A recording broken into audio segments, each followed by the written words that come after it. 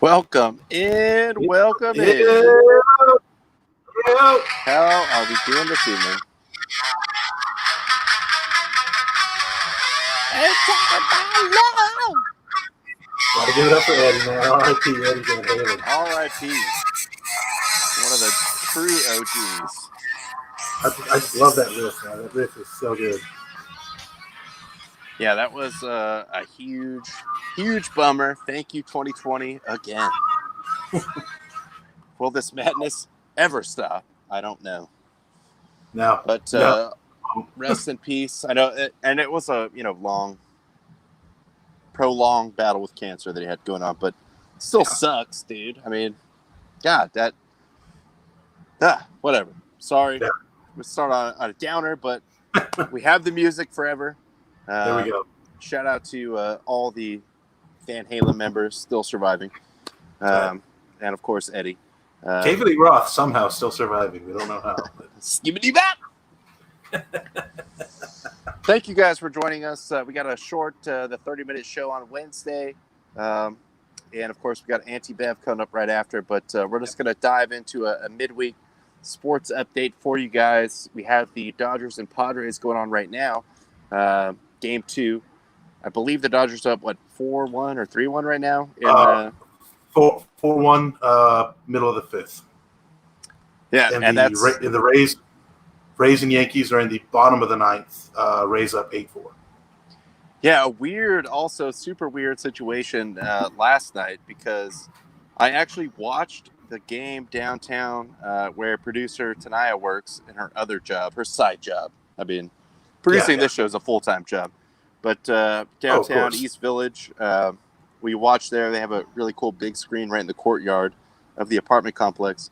And as I was driving over there, listening on the radio, it all kind of clicked in my head where, okay, Ted Leitner and Jesse Agler are at Petco, and they're announcing this game on the radio, which is in Texas, because they can't travel with the team. Mm-hmm.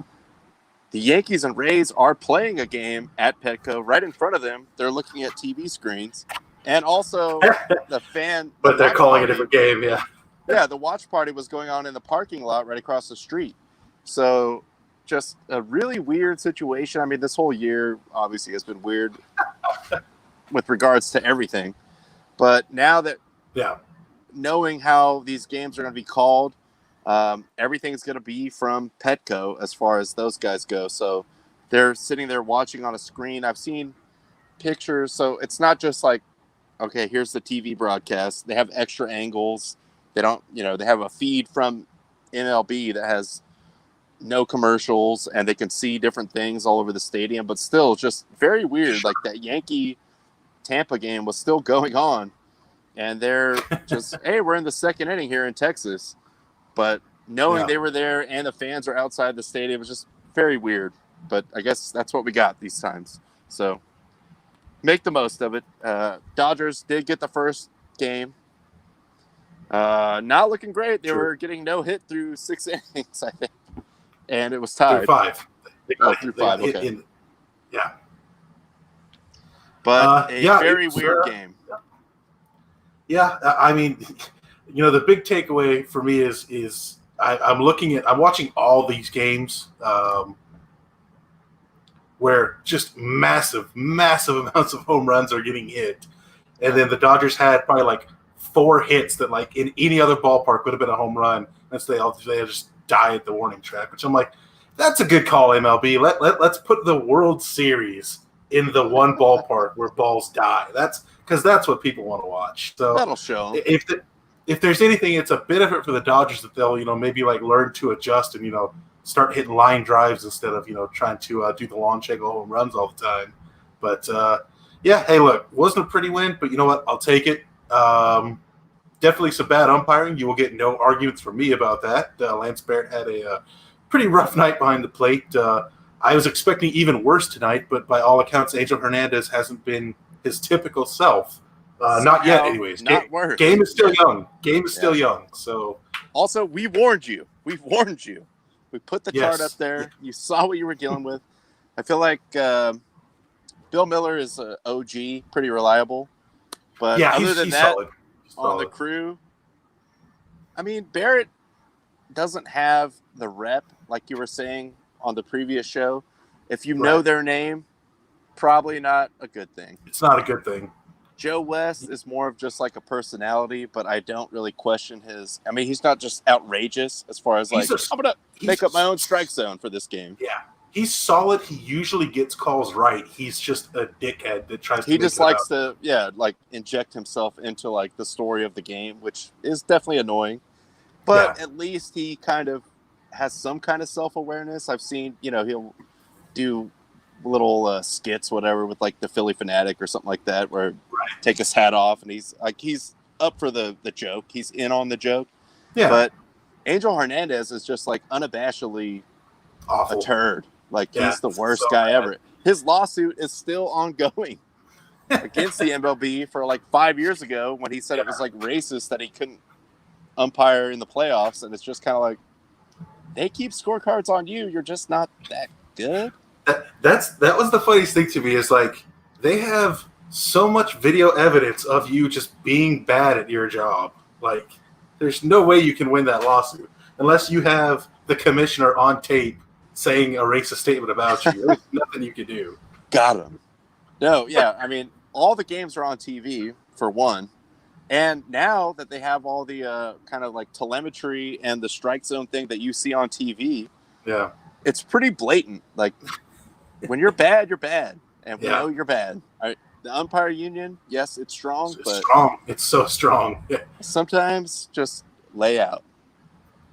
I mean, knocking on, again, outdoor coffee table that it doesn't come into play tonight, but there's still a chance. It's Angel Hernandez. Game is still on. Last night was it was pretty fun. I mean, you saw my sign. Tyler also mentioned this, before. We've both mentioned it many times. When you're in the playoffs, the off days are just like, okay, no way we can lose today. We're not playing. But when you're living and dying with every pitch, it is so stressful. And there was a good amount of Padre fans in the, watch party there in the courtyard. Everyone responsibly distanced, of course.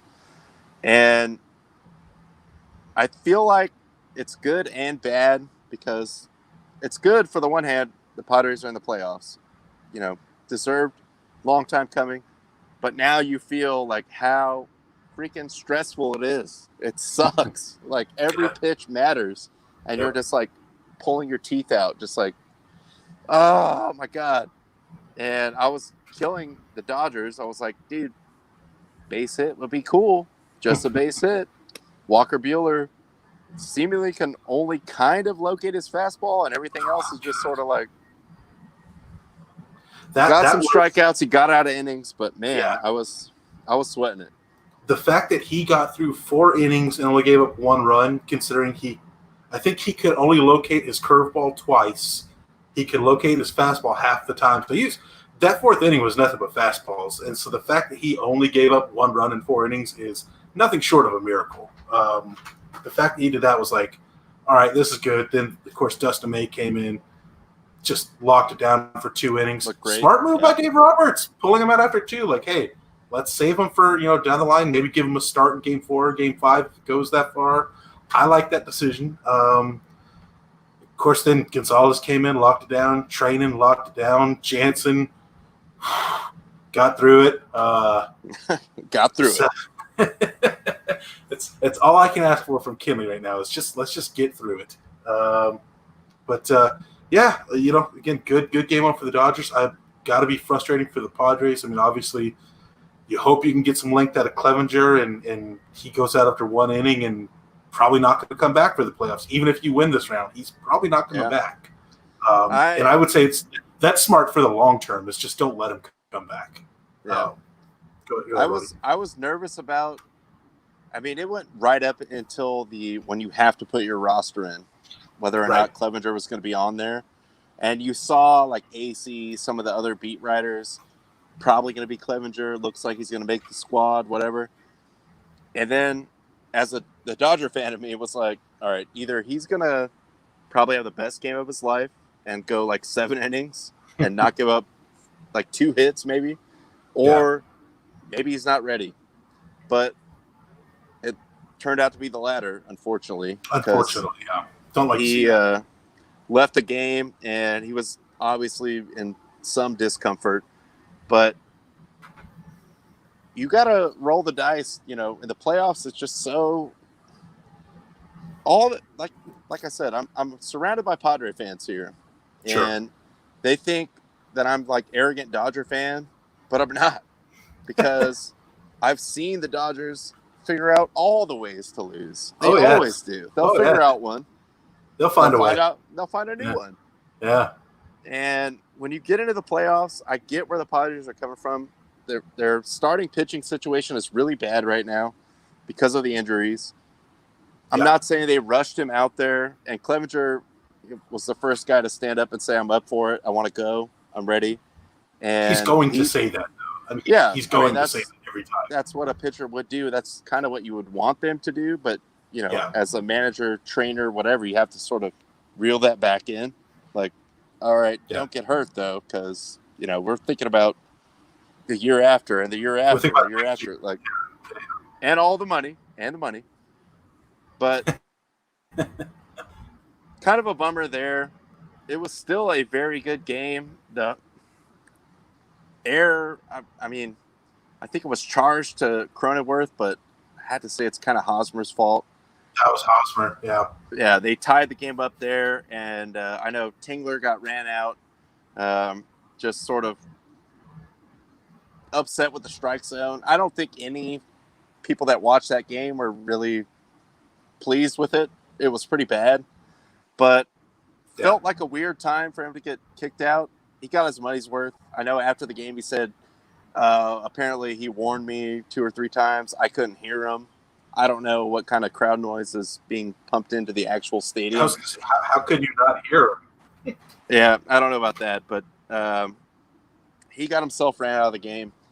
And, yeah, that 6th inning, it just totally unraveled. And the Dodgers pretty much station to station just sort of base hit, move them over, walk. Up until that point, the Padre pitchers they were running into the game looked pretty good. I mean, shout out to the kid Weathers, too. First time ever pitching above single A. Yeah. And he looked like a stud. I know with his high school .09 ERA. Yeah, he's a freak.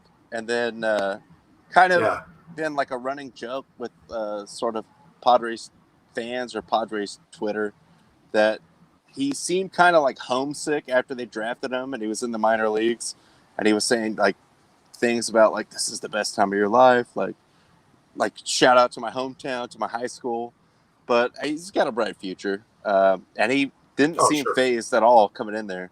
So he looked pretty good. But the Dodgers, thankfully for me and Tyler, did what had to be done and just piled on right there and got that win.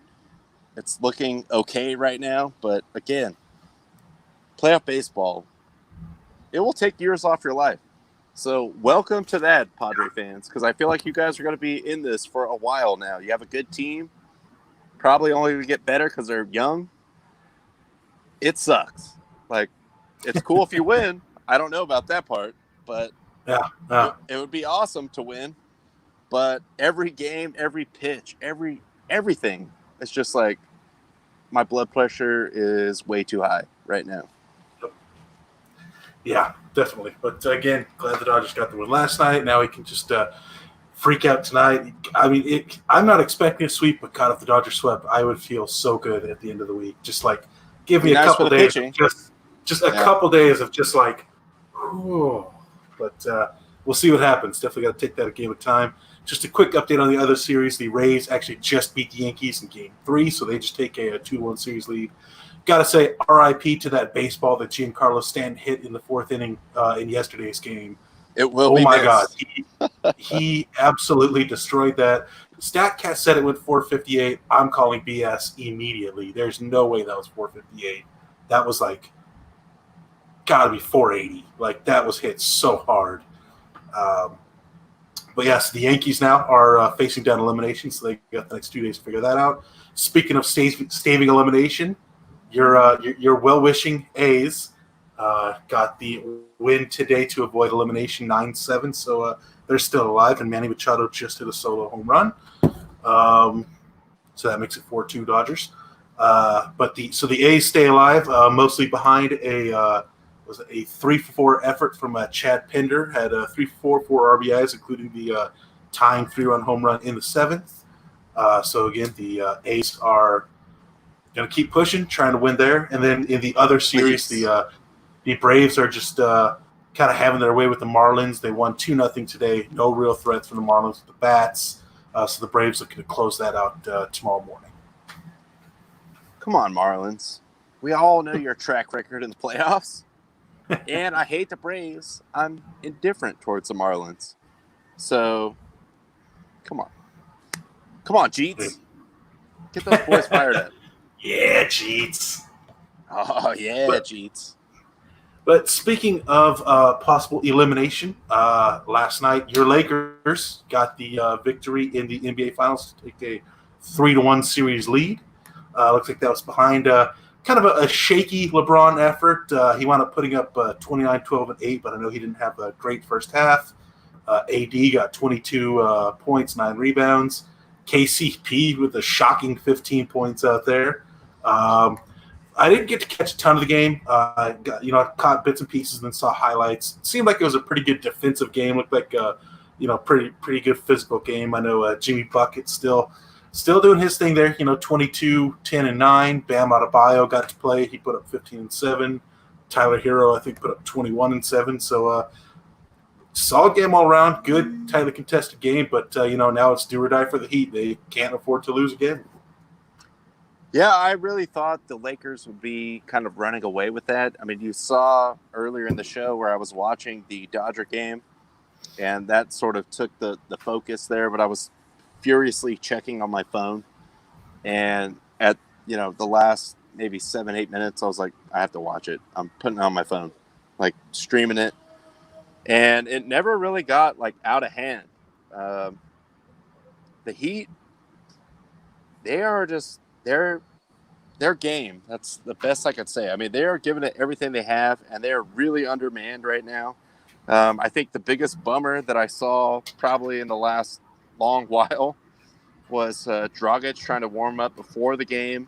He was taking shots. He was kind of dribbling, doing drills. And then he tried to defend, a staffer or a trainer or something like that. And immediately when he cut laterally, he was like, I can't go. And led to this very, very sad tweet with the video attached that he walked back to the bench, stuck his leg out. The foot is just not right. Kind of a downer, though, just because, like,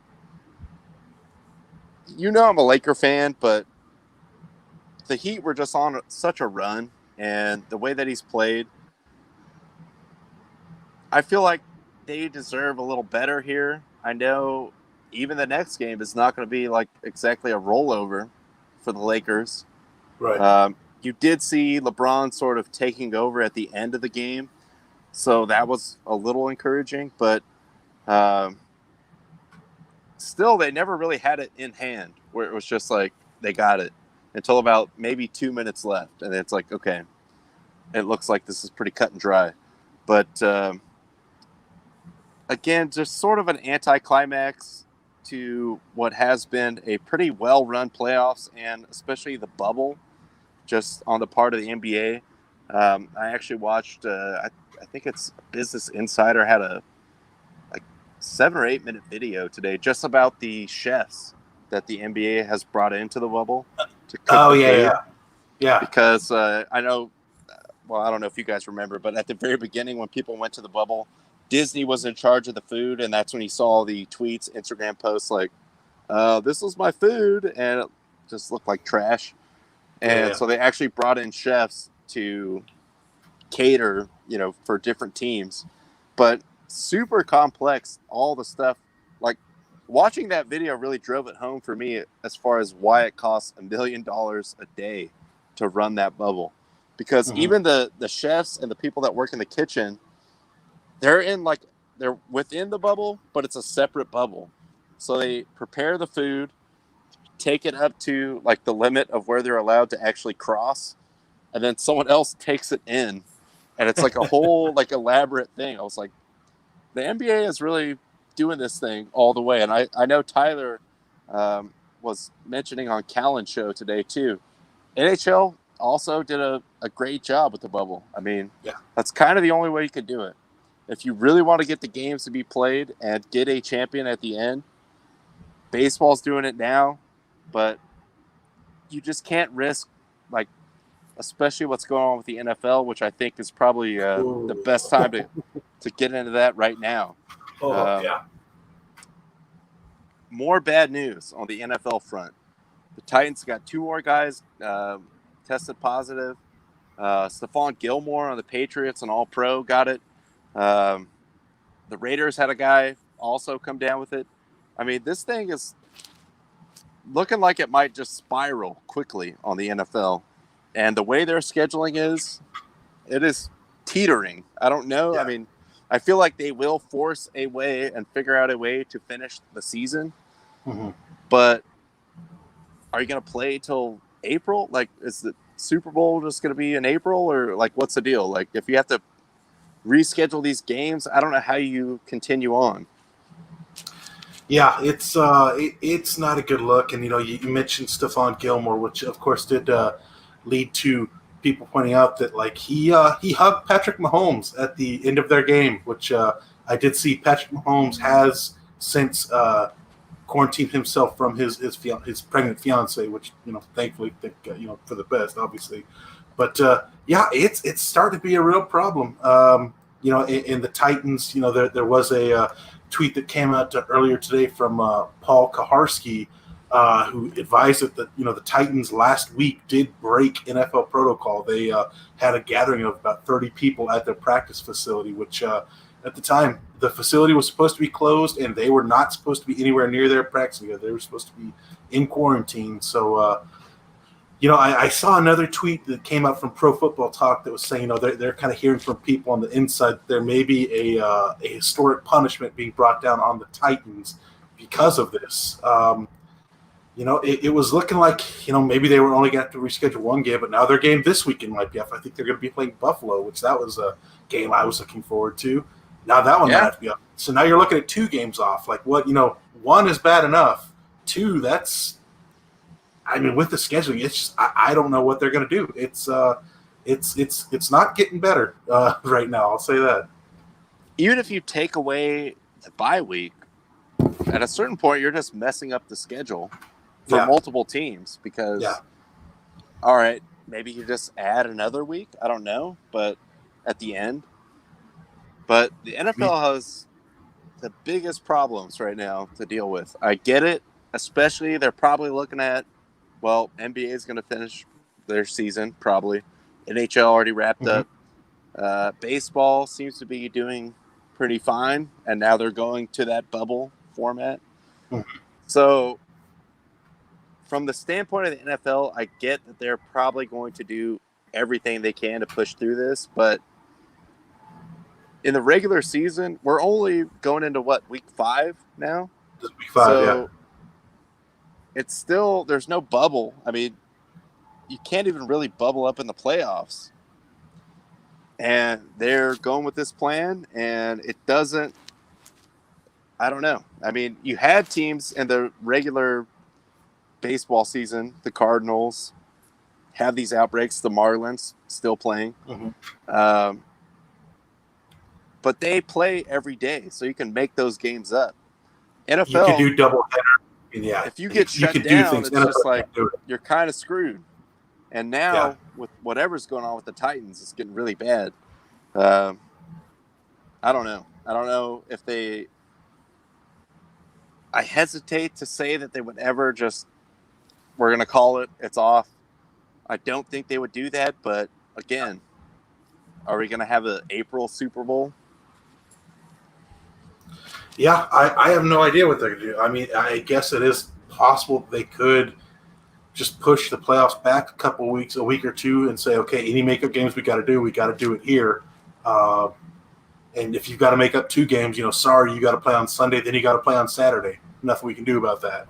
I mean, I don't know what they're going to do. Like I said, right now it is becoming a problem. I mean, again, multiple teams are doing it, and the biggest thing right now is the Titans are probably going to have to miss a second week, which that's the biggest thing. If you're missing 1 week, you can figure it out, finagle the schedule, finagle bye weeks. I mean, you're affecting multiple teams doing that, sure, but you can figure it out if you got to make up one game. But making up two is just like now you're really pushing what you can do with the schedule. So it's it's a weird situation. That's for sure.